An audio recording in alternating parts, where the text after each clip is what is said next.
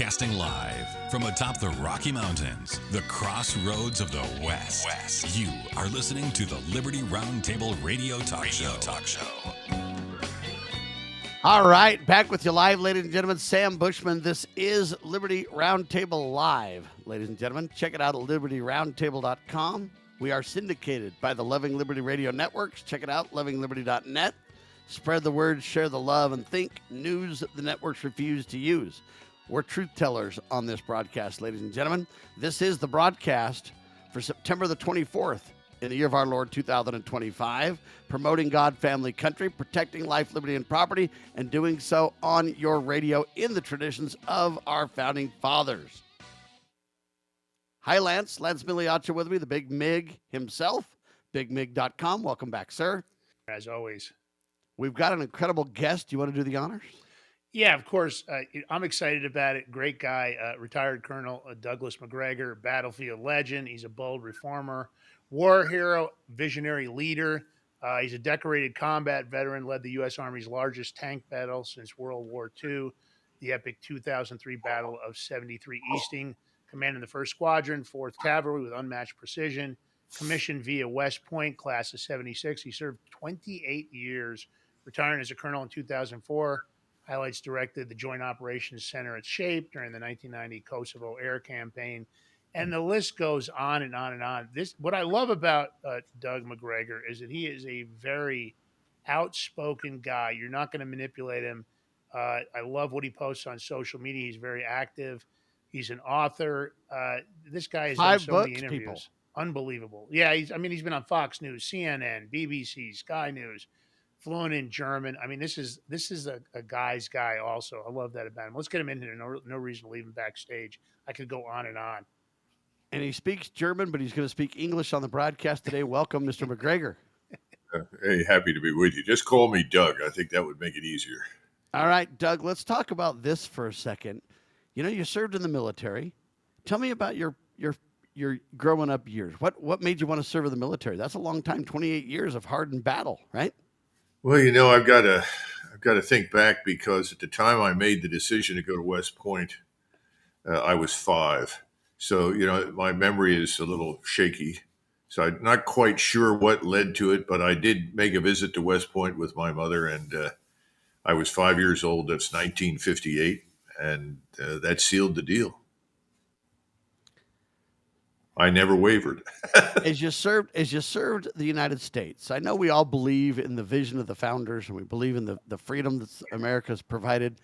You know, a lot of soldiers and a lot of people that I talk to that are in the military, they come back and they go, you know, I didn't really sign up for that. I went to defend America, and it's just a clown show over there, kind of thing. Was that your experience?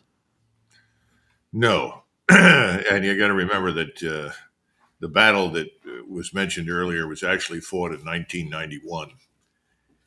Things were different. We had a different military establishment. It was by no means perfect, but it was very different. And I think my whole experience in the military as a result, which is really profoundly influenced by the early years, is different from what people are experiencing today.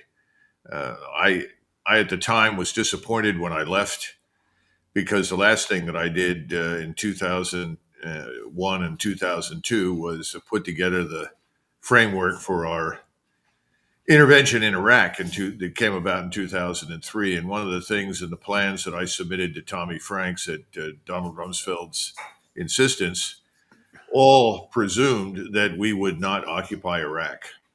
In fact, I don't remember anybody in uniform at Central Command who thought occupying Iraq was a good idea. In fact, everybody thought it was a very bad idea. And then, of course, in May of 2003, that decision was turned on its head by Paul Wolfowitz, who went in with Dick Cheney and persuaded President George Bush at the time to occupy the place. He said, Iraq is even weaker than we thought. We can rebuild this country from the ground up. We can make it the first liberal democracy in the Arab world, and it will be friendly to Israel. I don't know what sort of exotic drugs Wolfowitz was on. But Wolfowitz won the argument, and that's what we ultimately did. And, at that point, I knew the game was up. I expressed my view on things that could be done to get us out. I talked to people, but it was very clear the decision was made, and I was now persona non grata because you had to get on board for the wonderful occupation. So I put my papers in January of 2004, and I got out on the 1st of June, 2004.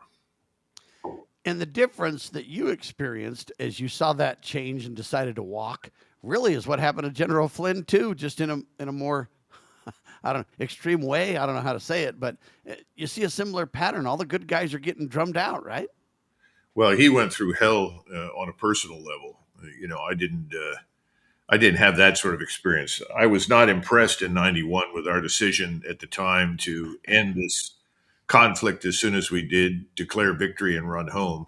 I thought that was a mistake, and that was the beginning of my, I guess, dis- suspicion that the senior ranks were not what they ought to be. But today, in retrospect, if I think back to the people who were in charge in '91, and I look at the people that are in charge today, it's gotten 100 times worse.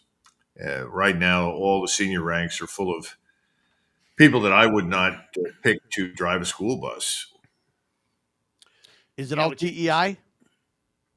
Oh, well, DEI was just another extension of affirmative action. We all lived through that in the 70s and 80s. That has been destructive. Everybody says, oh, well, this was a big success story. Well, I suppose it was for the people that benefited from it. But it poisoned the well with a lot of people, particularly in the non-commissioned officer ranks, as also in the lower ranks.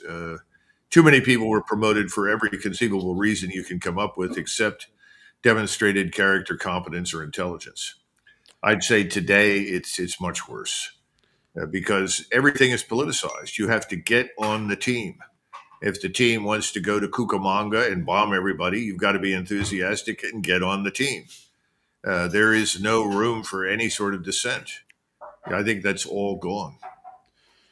They Lance? claim that the recruitment numbers are up, but I'm concerned because the people I see being recruited that seem to think that TikTok and these other social media channels are a great opportunity for them to uh, put out a video.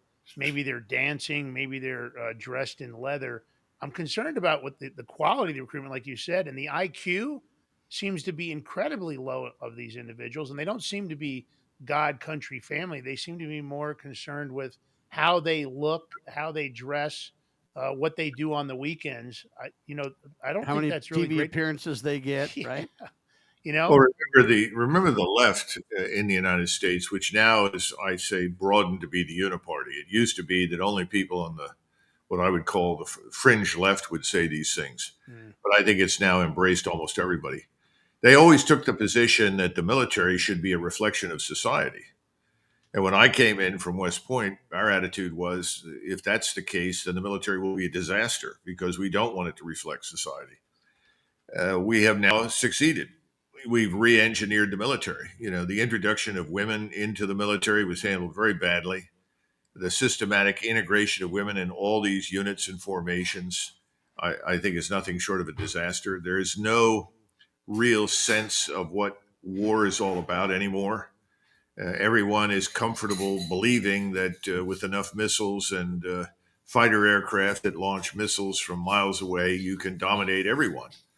They don't seem to have learned anything from the Russians, where the Russians have demonstrated pretty conclusively that that's an enormously important part of warfare, but the human element is still decisive. I don't think we have forces that are ready to close with and kill the enemy. And that's a very important feature in any combat unit. I think that's gone. It certainly was always under threat, but now it's completely gone. I'm kind of an old pipe hitter, and for me, I look at these people that are posting on TikTok or on X or otherwise, and I think to myself, if I was in a kinetic event, if I was in a situation where I had to go, hand to hand with somebody directly, and this person that's doing this video that has the green hair or they're about 60 pounds overweight or they have a low IQ, would I want to be standing shoulder to shoulder with them if I was in a situation like that? My answer is an unequivocal no. There's absolutely no reason I would want that person fighting next to me. And of course, that's my big concern. how can we be combat ready? How can we be of course, under Donald Trump allegedly making America great again? How can we be if the military around the world of these other foreign adversaries are looking at us and saying, "Listen, this guy's dressed in leather on the weekends. He dresses up like a dog in leather. Yeah, I don't think we have to worry about this guy. I think we're It's worried got to about, stop for yeah, sure. just Colonel Douglas Macgregor with us, ladies and gentlemen. You want to learn more about his incredible work? thenationalconversation.org. When we get back, I want to ask Doug about a humble foreign policy that Ron Paul and George Washington spoke of. What about that? Let's talk about it in seconds.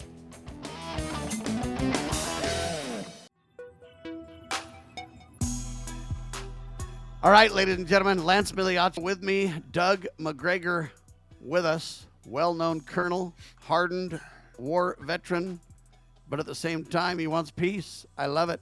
Ron Paul speaks of a humble foreign policy, kind of a George Washington-esque view. Is Ron Paul too Pollyanna, or do you think he's onto something? Oh, no, he's absolutely right. I mean, the first principle of foreign policy ought to be avoid war. Everybody sort of looks at you strangely when you say that. And I've been writing that for years since I left the military. If you want to always position yourself to avoid an unnecessary conflict or collision, particularly with somebody who can fight back and destroy you. I know that sounds strange to some people who think, well, we all exist to go someplace and fight. But that's not really true. You maintain the military power, effective military power, as a hedge against the possibility that you may have to fight. You don't use it constantly for all sorts of purposes, last of all, fighting. Do you think Donald Trump understands this? Does President Trump really get it? He started out saying, hey, I'm going to get us out of all these wars. I'm going to go ahead and take care of business. I'm kind of seeing the opposite, Colonel. Yeah, listen, I had a few instances where I was with him personally, and I agree with you. That was very much the Trump that I saw. He understood the criticality of staying out of conflicts that we didn't need to fight. But something has transformed him, and you're very right. He now seems to glory in power, and he likes to posture as the great commander-in-chief who has this sledgehammer at his right side that he's always ready to pull out and launch against somebody. It's not just the military. You got to look at this from the standpoint of all the tariffs. Everything is about bullying your opponent into submission. It doesn't work very well. It's unrealistic and it's costly, and I think it's hurt us badly. You made a statement on my show, and you were talking about what it takes to be a president, what it takes to be a leader, and you were talking about, if you remember, there were 4 things that make a great president. I want you to share that with the Liberty Roundtable audience because I thought that was so profound. Well, unfortunately, I can't claim to be profound in having thought of it originally. It really comes from Eisenhower. Eisenhower observed after he had been president, he said, there are 4 attributes that you really need, or 4 areas of expertise you have to master to be an effective president. He said, obviously, you have to understand the international system. You have to understand economics. You have to understand how to get yourself elected. In other words, win elections. And you have to understand the military and your role as commander in chief. And then he laughed and he said, well, I had 3 out of the 4. Yes, I did understand the international system because he'd been to the Second War. He knew everybody who was anybody from Stalin to Churchill. And then secondly, he understood economics. And if you go back and look at his policies, he reduced defense spending and he dramatically reduced the deficit and the debt that we were dealing with at the time after the Second World War. He really put us on a very firm economic footing in 1960-61 when he turned it over to JFK. And he did understand the military. In fact, the Joint Chiefs used to have lunch with him once a month, and they hated it because he would just grill the hell out of them. And they would say, well, we need X, Y, and Z, these armaments. He'd say, nonsense. You don't need any of that. That's crazy. Get rid of it. Forget it. So they didn't like dealing with him. But the one thing he had no experience with was, of course, getting elected. But he said, I was lucky because I had name recognition. I was at the top when the war ended. Everybody was willing to vote for me. So the real question is, what are we getting these days? And what have we been getting for decades? Do we get people that understand 2 or 3 out of the 4? I don't think so. I think most of the time we get somebody who's just like Bill Clinton, or George W. Bush, they understand how to get elected. And I think that's what we've been dealing with now since 1991, don't you? Look, I think strategically it might even be even deeper than that. That they're selected to be elected. I don't know when the election system went so Yeah. wrong that it became so corrupt. I don't know when the time period was. Have we ever had a truly, a complete elected, executive branch of government? I don't know. But you're right. I see that a lot of times that I think, a lot of times I think it takes being forged in fire. And I look at some of the history of our last presidents and I wonder, where we boondoggled, right? Where we tricked, were they installed and this is what we get? I don't know. I'm not saying it's every time. Sam, what do you think? You think I'm off in the weeds here? No, I think you're right. And I think it's really important to kind of think through the history. And I really like how Doug brings up the history of this and says, look, we should be learning our lessons, but the sad part is we don't seem to be. And so, I believe that Trump thinks he can just talk his way out of everything. But it's unlikely that we're going to have peace talks between Russia and Ukraine, etc. And so, hey, we're provoking the war by our funding of the war. What's the breaking point? When's it going to stop, Colonel? Well, the easiest way to stop it would be for President Trump to say, I'm not going to support the organized crime state in Kiev that's masquerading as a legitimate government. They aren't legitimate. And if people had any appreciation for the oppressive authoritarian rule that this man Zelensky engages in, the brutality meted out to the Orthodox Christian Church in the country, the mass murders that he's committed against Russians inside Ukraine, civilians and military, everybody would walk away instantly. But none of that seeps through. The media is 100% on board. And I think President Trump had good intentions, but I don't think he understood the complexity of the matter. And again, I think he's under great pressure from very wealthy billionaires to do things that he might otherwise not do. And I guess he rationalizes his actions by saying, well, I did the best I could. And I think that's what you're hearing right now in connection with Ukraine and Russia. He says he's going to eventually ship $1 billion a month or something worth of Mm. equipment. It'll never show up because we don't have most of that equipment to send. A lot of it has to be produced. We already have very low inventories in many of the key areas. I think perhaps he thinks if he just walks away and changes the subject, it'll go away on its own. The problem is, I think it won't just be a subject for us. I think we're going to watch NATO disintegrate, the European Union disintegrate. They probably need to, but it's all going to happen, I think, in a very haphazard way. But look, let's be frank. Most Americans do not pay any attention to anything that happens beyond the borders of their country. You and I know that they never Or have. even their state or city for that matter. Yeah. Yeah. So Yeah. I think they're just going to sit around and say, "Okay, what else is on? Is the game on tonight?" And I think that's one of the big problems in the United States today. Their view is, well, so what? Who cares who's there and what they say and what they do? As long as I have my case of beer and I can drive home in one of my two cars and I can sit in my Barca lounge and Mm. slurp down beer, I'm a happy guy. They're in for a rude awakening because a lot of bad things are on the way that you cannot separate from what's overseas from what's happening here, particularly when Well, it comes. we're moving, fleets of aircraft, of boats, and military command centers and everything else. We're moving it towards the theater of operations as we pretend we're going to avoid a war. Now you got Poland mobilizing 40,000 troops, getting closer. There's no credible Russian threat, but do you see this are we provoking this thing? Are we going to cause a war, Colonel? Well, you could, but I think what's really happening, to be frank, is that all of the globalist leaders in Europe are under threat of removal from office. Clearly, London, Paris, and Berlin, I call them the three amigos, Merz, Macron, and Starmer. They're on the road to extinction. Their populations are fed up. They've got bona fide rebellions gathering strength in all three countries, most of all in Britain and France. But Germany's not that far behind. It's just that Germans don't bloviate publicly the way the people in Britain and France do, but Germany is on the edge too. Poland is split. They have a new president who's trying to be everything to everybody. He's already announced that he will not send any Polish soldiers under any circumstances into Ukraine to fight, and pointed out they lost 10,000 Polish soldiers in Ukraine fighting in Ukrainian uniform against the Russians. And there is absolutely no appetite anywhere in Europe, as far as I know, and I've looked very carefully, to sort of rush to the recruiting station, suit up, and march east into Ukraine. That's a lot of nonsense.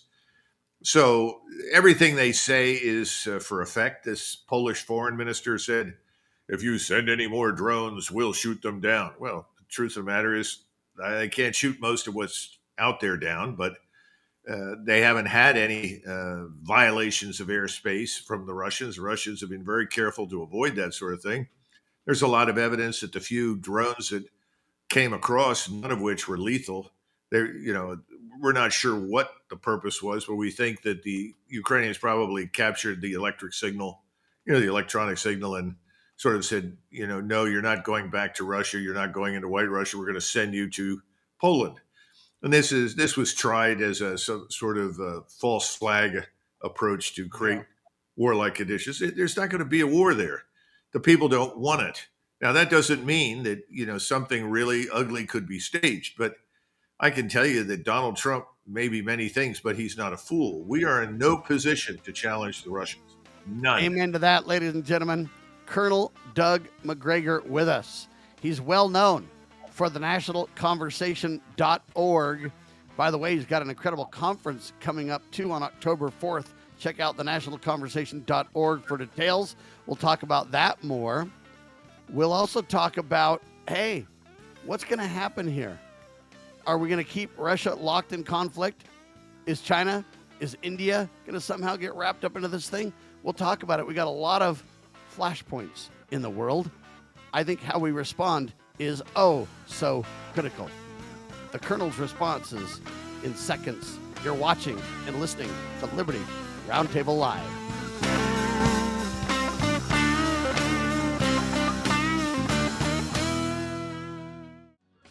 All right, ladies and gentlemen, Sam Bushman, Lance Migliaccio in the house, thebigmig.com, Lance's website.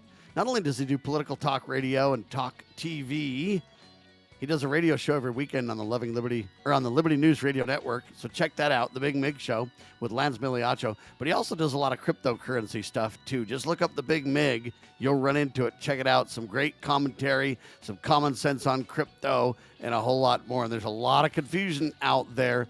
But Lance is a truth teller, and he will indeed set you straight. Check it out, thebigmig.com. All right, we've got Mr. Macgregor with us, Douglas Macgregor. He's a well-known military leader. He's also known for the nationalconversation.org. Check that out, and you can learn more about his incredible event coming up in Dallas, Texas, October the 4th. Give us a quick summary of that, and then we'll get back to the topic at hand. Doug? After listening to your music, I feel like I'm in Miami, and so I'm going to dress appropriately. On 4 October, at an undisclosed location right now, we're going to have this National Conversation's first major event. We had planned on a much larger event at the Museum of Flight in Dallas. But after Charlie Kirk was murdered, there were so many people expressing concern about the security, we decided we couldn't provide the security measures everybody demanded. So we went to a smaller, what we call a VIP reception and dinner. We have 12 seats remaining for that. That's going to be in downtown Dallas at a very fine restaurant. Again, for security reasons, we're not going to tell anybody where it is until the day of or the day before, I guess. But it's really an attempt on the part of me and Judge Napolitano and Natalie Brunel, who's a brilliant young financial analyst, expert on digital currency and specifically Bitcoin. The three of us with a moderator, Dr. Olga Ravazzi, very sharp woman, teaches at the university level, and she was going to provide us with questions that we would then answer. But after we give an answer to the question, the audience has an opportunity to provide their answer. And what we wanted to do is, as we go through these various topics, finance, foreign policy, border security, illegal immigration, all these kinds of things. We want the audience to express its views because part of the reason we decided to develop this national conversation was to go around the country roughly once every 90 days or so to different audiences in different places and find out what people are thinking. And we saw this as the beginning, we hope, of a third way, a third movement, a different direction, because virtually everybody that I know and that we're talking to on a routine basis is fed up with the Republicans and Democrats. Amen Increasingly, to that. we just see them as a uniparty. And everybody says the same thing. We're not Yeah, representing. Pat Buchanan called it the left-right wings of the same bird of prey, right? Yeah, yeah. Yeah. Saying bird of prey, I think is a stretch. It might be, a large seagull or Yeah. something. It's Maybe not. an albatross. Yeah, right. Exactly. But at the end of the day, right, the uniparty is in full effect, ineffective to say the least. Probably the worst Congress in history as far as getting anything done. I don't know where we head from here. And I am concerned that the immigration issue, Sam. Well, and that's why Macgregor Man. basically says, hey, you know what? The West is fighting the wrong war. We need to look inward at our immigration status for starters.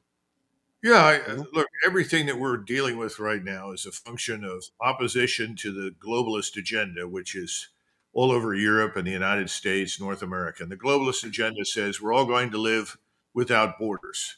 We're going to essentially destroy national identity, national culture.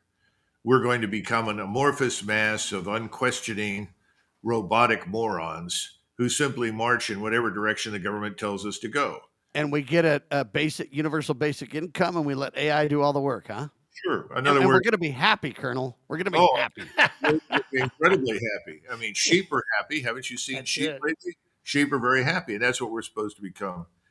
Nobody wants this, and I think it's harder for the Germans and Scandinavians because it's not in their nature to hit the streets and advance any kind of revolutionary change. So it's being led right now in Britain and France, and I think that we're coming into a period of time where we're going to witness something on the scale of the French Revolution in 1789. I think it could get that bad. All right. Well, it looks like Pam Bondi's chief of staff just walked. See, that's important. Yeah. Pam Bondi, And there's an outlier. Gosh, what a courageous person she is. We're so lucky to have her. Guy's name is Chad I just Mizell. think He Pam walked. Bondi isn't doing enough interviews. I think she needs to do more interviews. If we can get maybe 5, 6 a day, I think we'll be much better off. Why doesn't she just start arresting thugs instead? She needs to work harder on her hair. That's Yeah. And that's the whole thing, right? I thought there was going to be accountability and consequences. There's all this low hanging fruit. We talked about it in the first half of the show. I just, Doug, I'm struggling. Everybody tells me to be patient. I'm not a patient guy. That's not my nature. What is going on? Where are the indictments for the easy stuff? Letitia James, Adam Schiff, the dirty 51+8 for the Russian collusion hoax. I mean, the Steele dossier participants. Seems to me like they have enough to make the arrest. They can always do the superseding indictment later. What are they waiting for, Doug? What are they waiting for, a holiday? What are they waiting for? I'm not sure. I think right now the principal concern is to deal with kryptonite. And kryptonite in Washington, D.C. consists of the Epstein files, the thousands of hours of tapes that Pam Bondi admitted to and then suddenly said she didn't know where it had gone or had anything to do with it. Those are the things that everybody in Washington is worried about. It's not just the White House. It's everybody. I mean, there are going to be some exceptions. I mean, I doubt seriously that Tom Massey or Marjorie Taylor Greene or Rand Paul or Josh Hawley have much to worry about. But I'd say most of the rest have had their fingers in the poison pool, and they're very worried that that's going to come out. So, do you expect it to come out and arrests to really happen?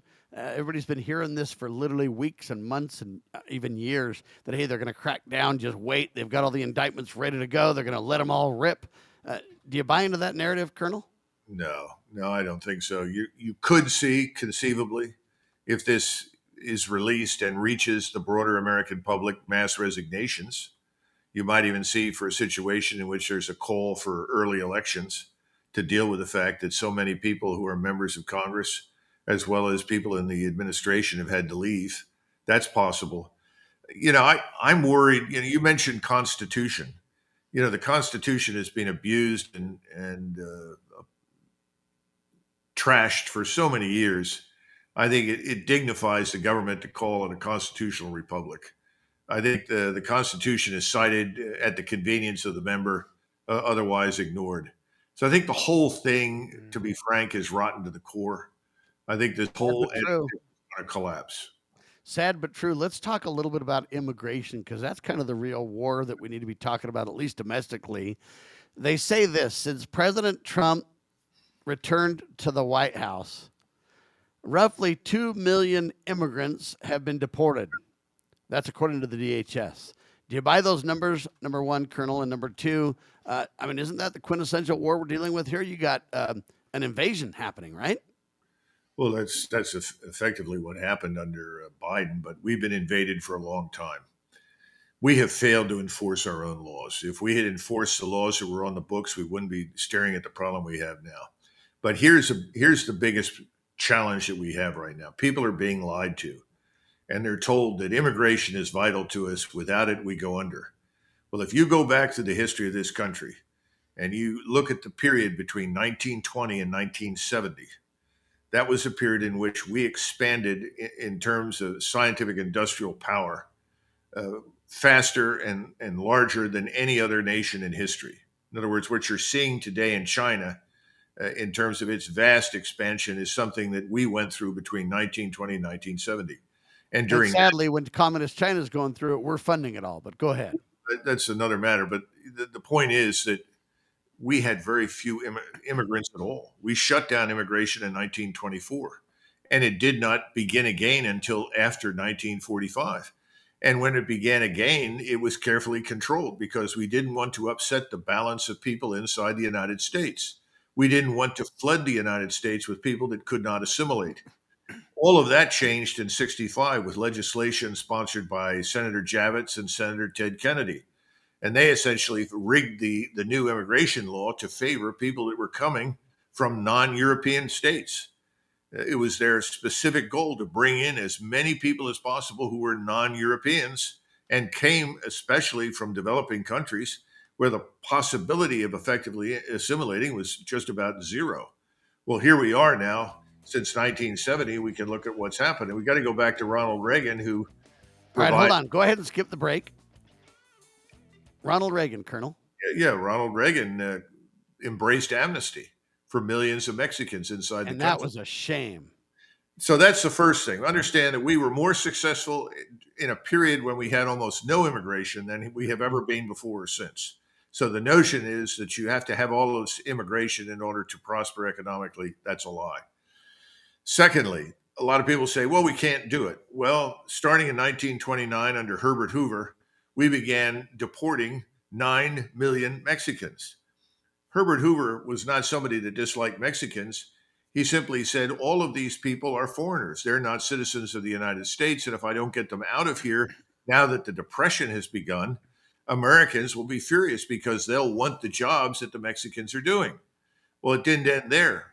Our friend FDR actually deported another 3.5 million, and then Truman 2.1, 2.2 million, and then finally under Eisenhower another 1.2 million.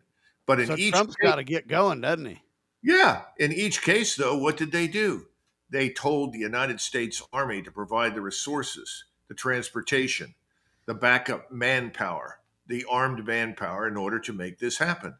You have to have a strategy. You have to have an organizational chart that says this man's in charge. He has these authorities. He has this much money. He has this much support, and he has this much time to do it.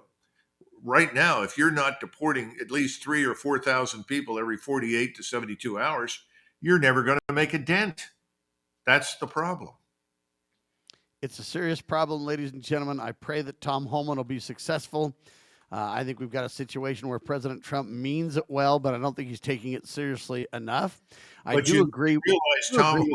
You realize Tom Homan is a great guy, but Tom Homan has no authority.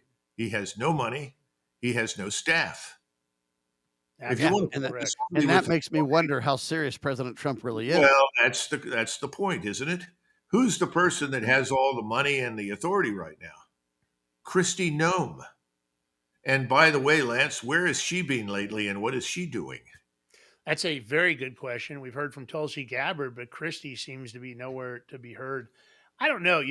At the end of the day, you have to, actions speak louder than words. And I think for this, at least this team here on air, I'm just not seeing it. I keep getting told, like you guys discussed just a few minutes ago, I'm not enjoying the show. I'm not going to sit around and wait for the popcorn and all that other QS garbage. For me, let's get it done. And if Kristi Noem's not the person for the job, let's move her out. If Pam Bondi can't get it done, time to move her out. At the end of the day, we don't have a lot of time. Everybody keeps talking about, we got Trump for another 3 years or whatever it is now. It's not much time. At the end of the day, there's a lot to do, and I don't think we can be patient or just go, I'm just going to hang around and wait till somebody does their job. That's right. There's something else, Sam, that you need to consider, and this is worth addressing in future shows.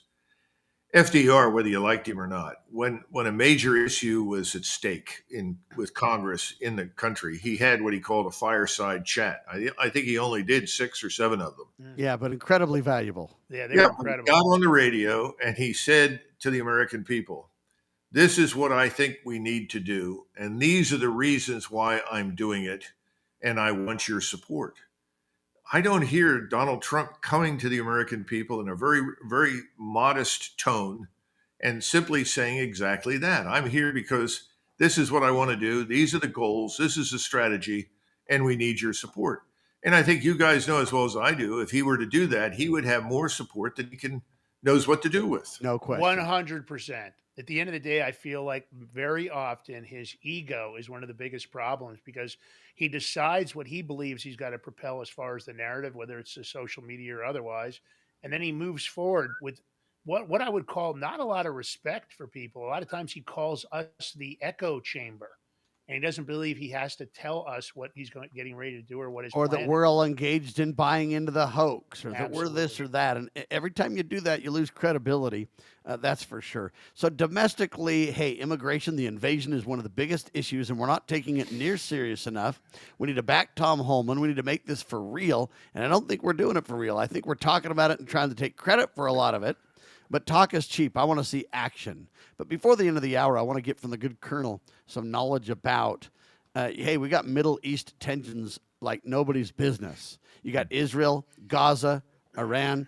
It's a big old showdown going on. Where do we sit? What do you think is going to happen? Well, the first thing I think people need to understand is the so-called war between Israel and Iran is not over. Israel's plan for Iran is the same as Joe Biden's plan for Russia. Unfortunately, now Trump is beginning to sound like Biden too. It has no chance of success, but what Biden wanted to do was destroy Russia. He wanted to make life miserable for the Russian people. He thought that it would be an easy task, and he was wrong. The Israelis are trying to do the same thing to Iran. Their plan is to balkanize the region, that is to break it up into smaller states that they can then effectively bully and lord over. Yeah. So Iran is now stronger than I think it's ever been. It's dramatically recovered from the 12-day conflict that it had with Israel. Its integrated air defenses, thanks to the Russians, I think are now up and running very effectively. And the Chinese, of course, have continued to provide resources, specifically missile technology, spare parts, this kind of thing. So I think Iran is ready. And I think the Israelis know, and I'm talking about Mr. Netanyahu in particular, they only have a short time in which to act. And why would we say that? Well, right now, he knows, Mr. Netanyahu knows, and no one can challenge him on this, that he has absolute control over our Congress and the White House. Whatever he wants, he's going to get. He doesn't know that he'll have that in 6 months. In 6 months, he could be staring at a very different picture here in the United States because a lot of the Zionist activity has really offended and alienated millions and millions of Americans. He knows that. So he's got to act soon. So he's got to bring this. Yeah, even Charlie Kirk kind of woke up to the truth on that, didn't he? Oh, yeah, absolutely. So I think we're looking at that. At the same time, he's got a big problem. Pakistan and Saudi Arabia now have this formal mutual defense pact. Remember, Pakistan is a nuclear armed power. Pakistan's also very close to the Turks and has always reassured the Turks that if they needed a nuclear weapon, Pakistan would provide it. And then you have Egypt. And Egypt, of course, is one of these giant countries that has difficulty getting out of its own way. But the Egyptians, perhaps more than anybody, are sympathetic to the Palestinians. And they are now cooperating closely, not only with the Turks, but also the Chinese. So what you see happening is something that I think the Chinese are enabling, and that is an alignment across the region of states against Israel.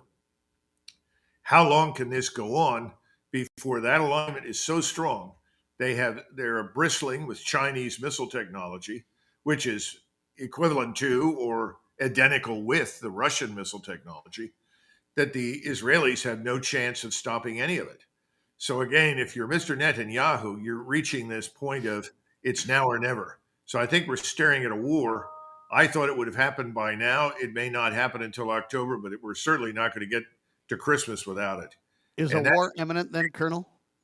I'm sorry? Is a war imminent then, you think? Well, imminent means, within the next 24 hours. I don't know. It could happen at any time. And we don't know what will provoke it. I mean, the Israelis are very good at provoking things and creating the illusion that it's somebody else who did it. And they're not the only ones. MI6, the British intel network, did that in Syria when Trump was in his first term twice, convincing everybody that the Syrians had launched some sort of nerve gas attack, sarin attack against people. It never happened. It was complete nonsense. But it was enough to convince Donald Trump to do it. And so he launched missiles into the desert. That worries me because, again, if anything, Donald Trump demonstrates periodically that if you go into him and you push the right buttons emotionally with him, he's going to do what you want. That scares me because you got a lot of people around him who want to push buttons for the wrong reasons. All right. So the word may not be imminent, but the word may be, hey, do you think we're going to end up in a war? Or do you think we can avoid this? I really hope we stand down and avoid it and take care of America. You're not going to avoid any sort of requirement to defend Israel. That's baked in. Everybody at the top of the military establishment, the intelligence networks, everyone has bent the knee to Israel. And if Israel is effectively attacked, which I think is very possible if the Israelis provoke Iran, then we will weigh in. There's no doubt about it because we're dedicated to saving Israel. My point is the longer he waits to act, this is Netanyahu, the less and less likely it is that we can rescue them. Very poignant discussion here, Lance. Listen, I agree with pretty much everything that Doug had to say. My issue is that I think Netanyahu, of course, as he should be, I don't think he's the ally everybody says he is to the United States.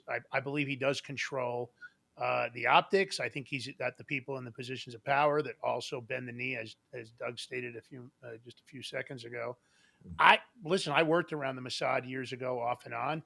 Their directive was always only the Israel, right? Make Israel the greatest country in the world. They didn't really care about anything else. That was the only choice that they had. And I don't blame them. I mean, that's how they should operate. But don't come and tell me that they're this incredible ally that supports the U.S. unequivocally, financially, and with all their influence. I disagree. They might manipulate the system to their own benefit, but I don't think that they should be treated as this ally that we can't live without. And again, I want to make it clear: my mom's Jewish, so at the end of the day, that makes me Jewish. I'm not anti-Semitic. I just don't believe that they are what they've been portrayed to be. I think it's a marketing campaign. So I think we need to stick with the rule of law in the United States, which means the supreme law of the land, the Constitution. And I think we got to look really hard at making sure the checks and balances in America work. That will keep us out of a war if we're wise and careful as we, the people. We need to insist that we obey our own laws and that we uphold the checks and balances. That way no one gets too much power and leads us into an unconstitutional, immoral war. You get the final word, Colonel. Well, I think Americans should beware because we went to war in 1917 against Imperial Germany and Austria-Hungary. Neither of those states presented any threat to us. Neither of those states had done anything that justified action against them, but we did it. Why did we do it? Because the banking cartels wanted it, because it was designed to rescue Britain and France from defeat. That war did more damage than any other war in the 20th century. We're still trying to recover from it. So my warning to everybody is look at the financial system. Look at who runs it. look who controls the media, and then understand why we are headed in the direction we are and how dangerous it is right now for us, because President Trump could be persuaded to do things that on a normal day he would never do, and that includes war. The sooner we abolish the Federal Reserve and return to honest constitutional currency, the more we can rein in these clowns. That's for sure. Ladies and gentlemen, it's about the nationalconversation.org. They've got an incredible conference coming up in Dallas, Texas, October the 4th. Check it out. Learn more about it. Colonel, we thank you so much for your insights, and I pray for peace. Prayer is a good thing. It does make a difference. There's an old expression in Latin, ora et labora. Work and pray. And I talk to audiences, and I usually end it with that statement. So I agree with you. Lance? Well, listen, first of all, Colonel Macgregor, I just want to thank you for the interview. Thank you for the time. We appreciate you. And of course, I think always God, country, family. It's always the same for me, tip of the spear. At the end of the day, get engaged. Don't sit on the sidelines. You can't wait for us to do it. You've got to take this information, disseminate it, and you've got to make your own moves. This is a time for action, not a time to sit on the sidelines, Sam. And it's a time to not necessarily look politically at everything. It doesn't have to be polarized. We can just simply say the rule of law says Congress must fund and or declare war. Otherwise, we ought not be in one. Let's bring our troops home from the 130 plus nations we're in. Let's lead with an example of peace and avoid foreign entanglements, as George Washington wisely counseled. For Colonel Douglas Macgregor, Lance Migliaccio, I'm Sam Bushman, ladies and gentlemen, syndicated by the Loving Liberty Radio Networks, lovingliberty.net. Spread the word, share the love, and God save our constitutional republic.